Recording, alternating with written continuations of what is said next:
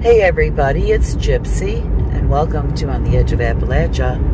Today is Saturday morning, I think June 8th, 2025, and I am on my way to the flea market to vend. It's hard to believe, including this weekend, we only have 3 weekends left till the end of the season. The season went by so fast. Since we hold the flea market at a fairgrounds, we have to close for July and August so that they can have their fair and other summer activities. And then we open again at the beginning of September. So our last day is June 22nd, which is quickly approaching. It's so hard to believe. Today, it's kind of like overcast, but the high is going to be 78, which is nice. Believe it or not, they're not really calling for rain. I think they are tomorrow. And Monday, it looks like it's going to be a lot of rain. I think it says 75% chance. I don't know. You know, I think I have mentioned how I have been feeling this year about gardening.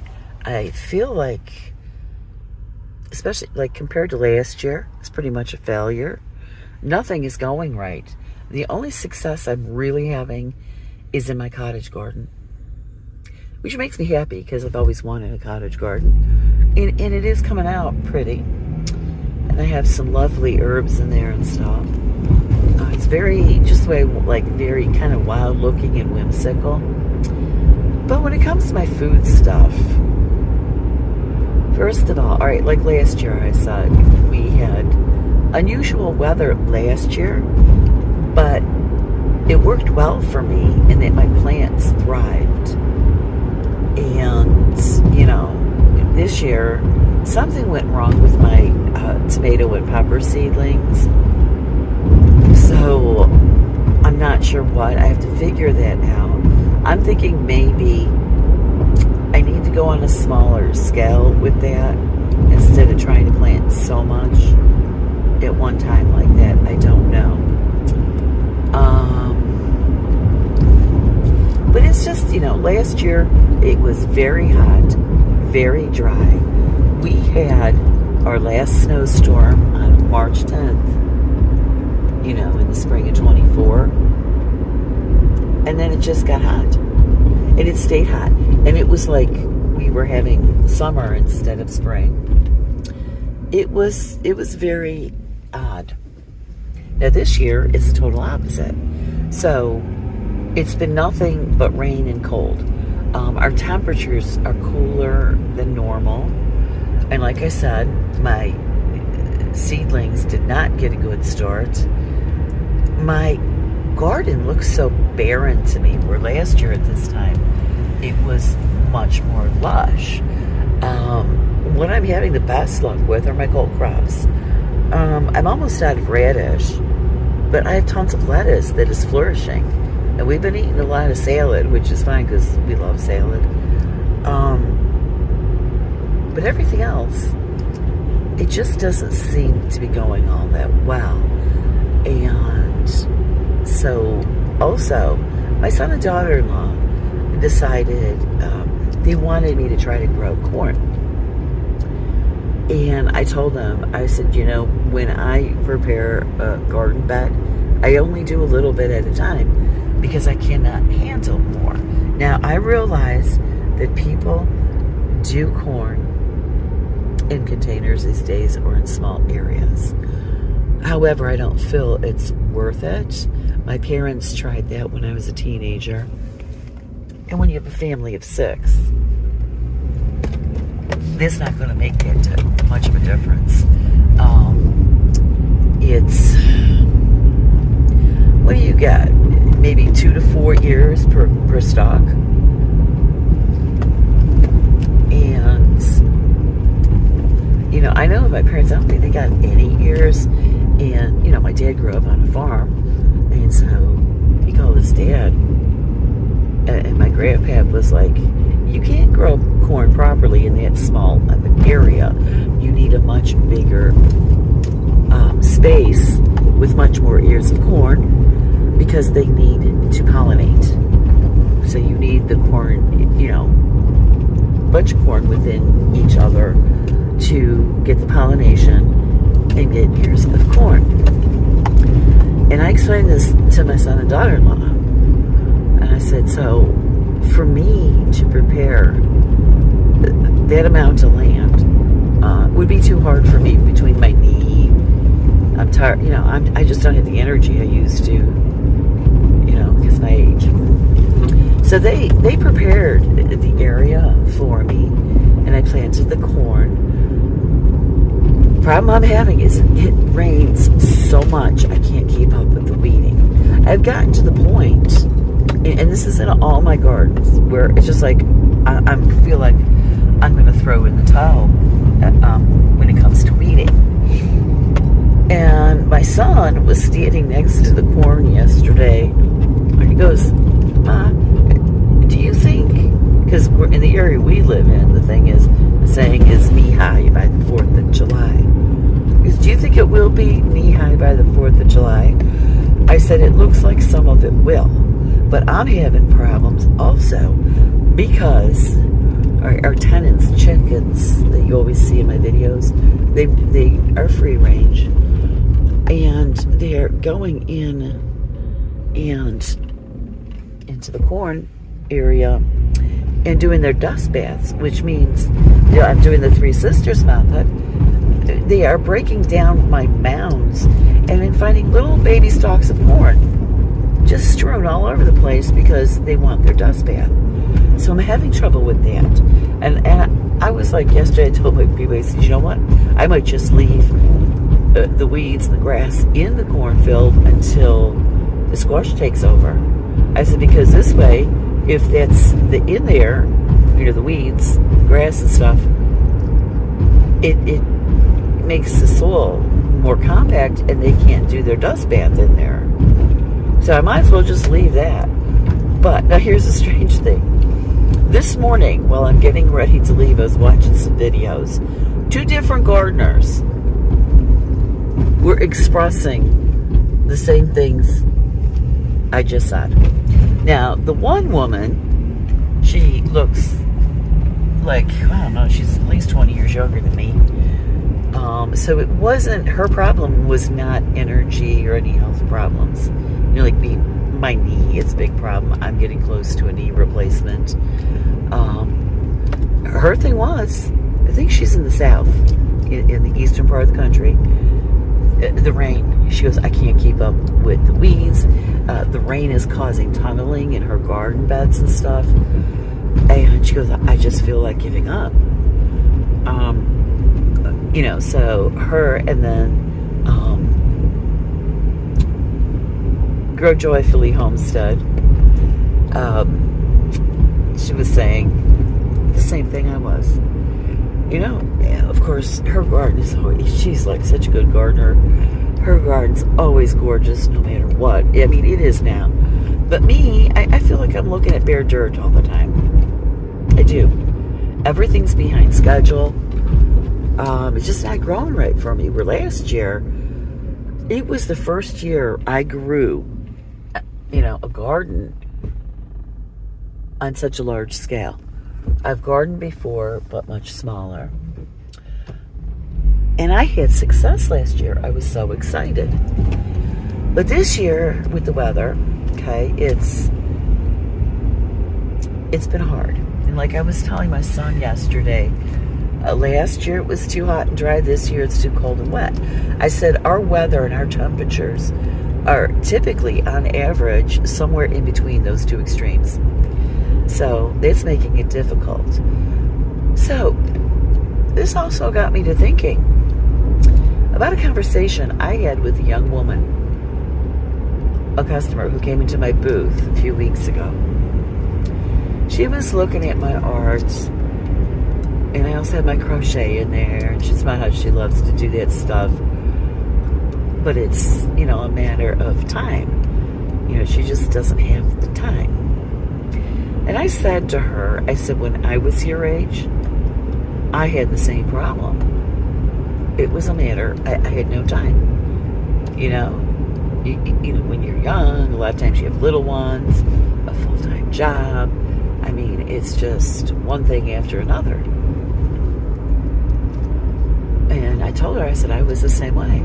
I said, it wasn't until I got older, I'd say like in my 50s, when I started to really come to know who I truly am and what my passions are and where my talents lie and stuff like that. And I told her, I said, and isn't that a shame? Because you should not have to wait until you're old to figure this stuff out and do that stuff. You should have your entire life. And I think that's really how it's supposed to be. But in our world, it's like, no, you have to work and you have to do what society tells you. And then maybe if you're lucky, when you're old, if you're lucky enough to get old, because a lot of people don't make it to old age. And I don't mean to be morbid, but it's true. If you're lucky enough to make it to old age and you have the good health to do it, then you could do it. I mean, wouldn't it have been much easier for me to do all this gardening when I was younger? I didn't have like two perfectly good legs. I was born with a bad hip. But before I shattered that same leg, I was fine. I could do whatever. Now, I could still do my gardening, but it's harder. And the energy level, believe me, those of you who are younger, I keep trying to explain this to my son and daughter-in-law, there's a significant difference in your energy level. So energy, I think, is especially the issue as you age, provided you don't have some illness, a health problem. And so this young woman and I were talking about this. I said, would it be nice that you could discover when you're young, who you are, what your passions and talents are, so that you could be doing that your whole life and live joyfully, and that's how you can earn your living. Because I honestly believe that every single one of us has talents, come into our lives with talents and abilities to contribute to society. And she says to me, she goes, do you mean like not having to run off every morning to a factory and spend all day there working at something I don't like doing, and working at instead working at something I do? I said, exactly. I said, it would be my wish that all young people realize this, and as a mass consensus for the young people, make it that way. Because it's sad that so many of us are living in depression, and we're in jobs that don't suit us. I mean, when I think about stuff like that, like in the medical field, or maybe teaching, education, etc., maybe a lawyer, people who should not be in those jobs are not for them, are in there just to make money. And that's not the way it should be, because you should always go with your passion, because that's what you were meant to contribute to the world. And I really feel like our education system, Apollo's Fire Parking, what's that about? That sounds interesting. Anyways, I really believe education is to serve our children and our young people so that they can learn and, create a good life for themselves and, have skills. But it does not seem like it does that. Now, I understand that teachers, now I don't know what it's at now. When I'm like the last year of the baby boomers, so we had big classes. I don't know what it's at, but teachers probably still today have way too many children in their classroom and cannot cater to the individual child. So it's not the fault of the teachers. I mean, I think it's sad. There are very talented teachers out there working who can't really use their talent because they are being prohibited, well, from a situation like that and other things. But I think we need to figure out a way to teach more individually.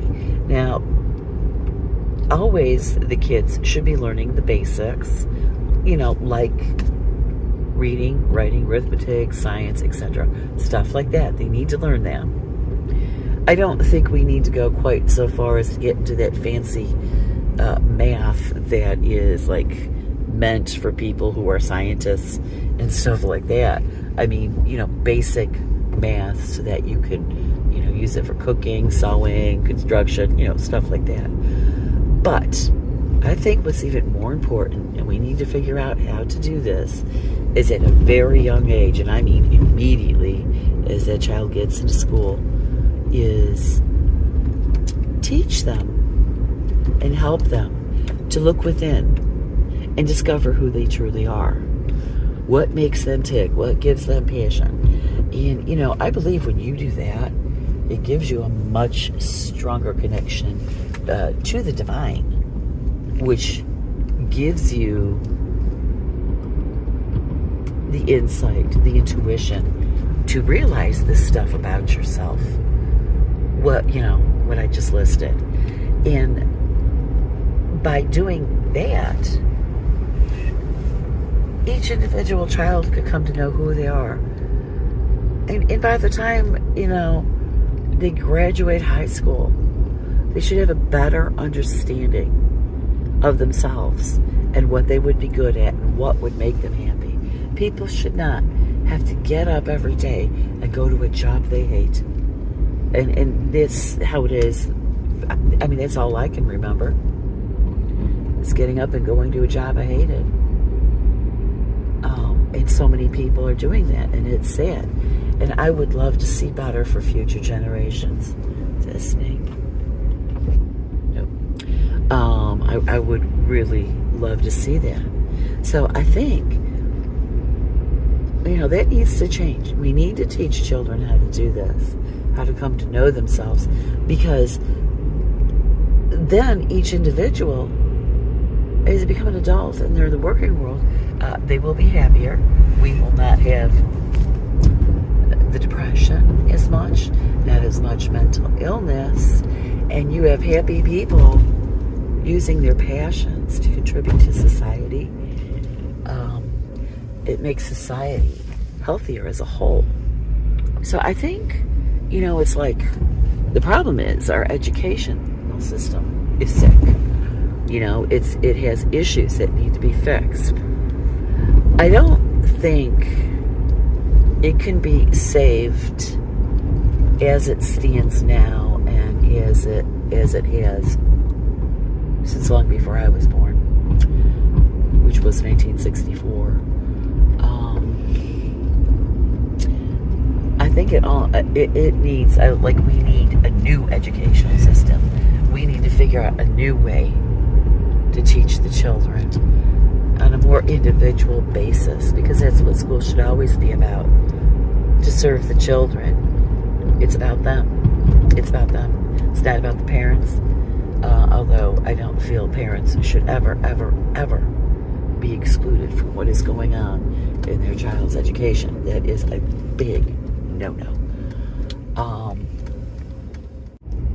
Sorry about that. My phone decided it was going to take a break. Anyway, I'm not sure where it cut off, but it's not about the teachers either, other than they need to have a good working environment, and what they really, really need, because I feel teaching is a definite talent. They need to be in an atmosphere and situation where they can use their talent to teach the children. Because let me tell you, I've had some amazing teachers when I was in school. And I think of one in particular, my English teacher. He was very talented, very creative, and I often wonder in today's climate, would he be able to teach in the manner that he did? And we learned a lot from him. I had a lot of teachers like that, but things were different when I was in school. But yes, we need to change how we teach our children. This just get a job, any job to earn a living, that needs to go. And then also picking a career for a child based on that it brings in a lot of income is also wrong. You're going to end up, you may have a lot of money, but I don't think that brings happiness.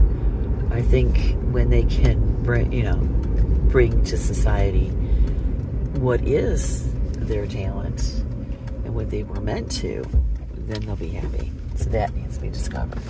So anyways, that's how I feel about that. Because this whole thing, like, gardening is hard this year because the weather's so messed up. And isn't it a shame that I really, really didn't get started with many of my passions, like gardening? I didn't really until last year. And then, not on how I wanted to, not on the scale I wanted to. I've always messed with plants, like through them and stuff. But, and then I had put my art aside when I became an adult, especially after I became a mother. Between raising children and working full-time, it was hard to do that. Do you know when I went back to painting and stuff? After my older son died, I needed my art for therapy. And let me tell you, it's great therapy, something like that. But I was 49. It should never be that way. And my mom, I remember when I was a teenager, she said to me, and she's saying this based on her cousin, because art does run in our family. She said to me, Michelle, do not rely on your art to make money. You need to find another job to do, because as good of an artist as you are, it's not going to pay the bills. Isn't that sad? First of all, I do feel like some artists charge too much. Like when I see the prices, and I know what it takes to put into a painting, and I do base my prices on how much effort did I put in. But I try to keep mine. I guess for me, it's more important that people are enjoying my art and it's bringing them joy than, the price. I know it's hard to explain. But anyways, my point with that wasn't that sad that I put it away for all those decades and picked it back up just because I was grieving and I needed the therapeutic benefit. I would love to see young people live their passions all their lives, not wait until they're old. It's just the way I feel. So anyways, all of this about the weather, and I can't keep up with the weeding and the gardening this year because the weather is giving me a hard time. And between my age and my bad leg, I'm feeling like I can't do this. And I thought to myself, if I were younger, if I started this when I was young, it would have been different. Maybe I wouldn't be feeling quite so hopeless. So anyways, I'm going to leave you with that. Blessed be, and make it a joyful one.